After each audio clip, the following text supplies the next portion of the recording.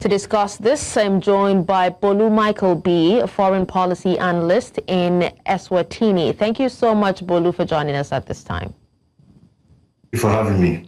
All right, let's hear your thoughts, Bolu.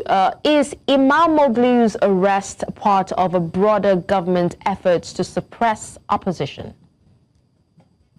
Absolutely, I think it's that's it really. It's part of a systematic pattern of suppressing political opposition in Turkey. We've seen that play out several times. Turkey is one of those countries that love to borrow from Russia's playbook. And when we look at the personality in question, Imamoglu is not just an ordinary politician. This is the same guy that beat Erdogan's party in Istanbul, which is Turkey's largest city and economic powerhouse and the former capital.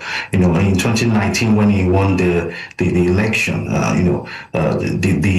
the best that the opposite, that Erdogan's party could do, was to push that election into a rerun in a way that was quite corrupt. And after doing the rerun, Imamoglu won again. With a wider margin. So while it's an indication that they still have a fairly reflective electoral process, it shows that Imamoglu is not just a threat to the opposition parties, a threat to Erdogan himself. We've seen mayors become president and prime minister. A typical example is Boris Johnson of the United Kingdom, when he went from being the mayor of London to becoming the UK prime minister. So he's a major threat, and the authoritarian regime, they like to use broad terms like foreign espionage, corruption, and all that, because those are terms that are vague and they sound so serious. They are vague enough to be taken seriously, but at the same time flexible to apply to all sorts of things that could end the opposition in jail. And it's a playbook that Turkey uses. I believe it was borrowed from Russia as well, and it's quite unfortunate that this is happening. It keeps happening from literally generation to generation in Turkey. All right, but then how credible is Turkey's claim that its judiciary is impartial, amidst multiple arrests and media seizures? Well, I don't think it's the judiciary in Turkey is independent. When we look at the trend and the history and Turkey's pedigree when it comes to the relationship between the judiciary and executive, I'll give a typical example. After the 2016 coup attempt, Turkey purged out over 4,000 judges, and prosecutors. Just thinking about that, and they replaced them with the loyalists of the president. So when that happens, it shows that the judiciary is not independent. For us to say that there's real democracy in place, the judiciary must be independent. It must have independent appointment processes. It must have a security of tenure and the freedom from the executive arm. But since they got dismantled in 2016, we've seen judges serving the pleasure of the executive, which means that there's really no democracy in place. There's no checks and balances or anybody that can call the executive to order. So to answer the question plainly, I don't think that the judiciary in Turkey is independent. All right, now, Bolu, you've listed quite a few challenges, or quite a number of challenges, but do you think that despite all of them, that the opposition victories can still influence Turkish politics, under such pressures?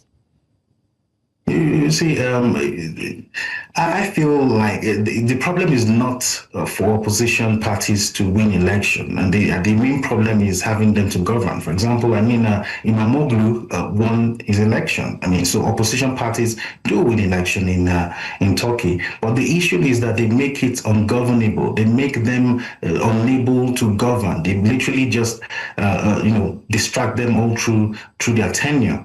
The fact that Erdogan's party keeps losing major cities cities like Istanbul. It means that the voters are expressing their dissent, which is something that is remarkable. But winning an election doesn't guarantee that people that the elected will be able to govern. If a mayor, for example, is not having the support of the federal government, it will be difficult for them to get funding to be able to do their projects and things like that.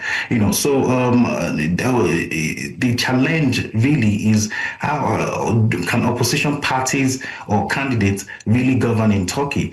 From what we've seen so far, they are not able to do so. It's just something that it's quite unfortunate, because when two giants are fighting, is the grass, the people that suffer.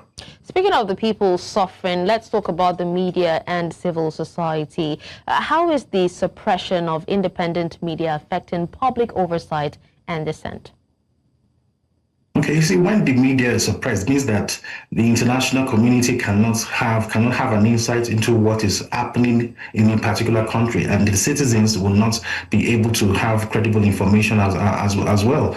And it's a part of the playbook of authoritarian take over the media. Imagine independent. Let's use Nigeria for example. Imagine the federal government taking over private media establishments and forcing them to follow the whims of APC. That is what is going on in Turkey. I'm not saying that's happening in Nigeria. I'm just trying to have us understand what is going on using our local context. So if we look at the statistics, Turkey has become one of the world's largest jailers of journalists. We are talking about hundreds of reporters being imprisoned on vague terms like espionage charges, terrorism, and all sorts. So when journalists don't feel safe, they can't ask politicians the hard questions, because they know that they might end up in jail, go missing, or get something bad may happen to their family. Because let's look at it, at the end of the day, these are individuals who have a family life, they have a private life, they have people who rely on them, who depend on them for their day-to-day existence. So they too will be careful on the personal level and on the professional level as well, so they don't get caught in the gimmicks of the current government. All right, Bolu, we're actually about wrapping up now, but speak to us on, I know you didn't want to compare, but we do not mind you comparing now. Speak to us on the international response. Is there a role that the global community should play in responding to political crackdowns? Because we've seen how Turkey's situation compared to other political repressions in countries like Zimbabwe, Russia, and also India.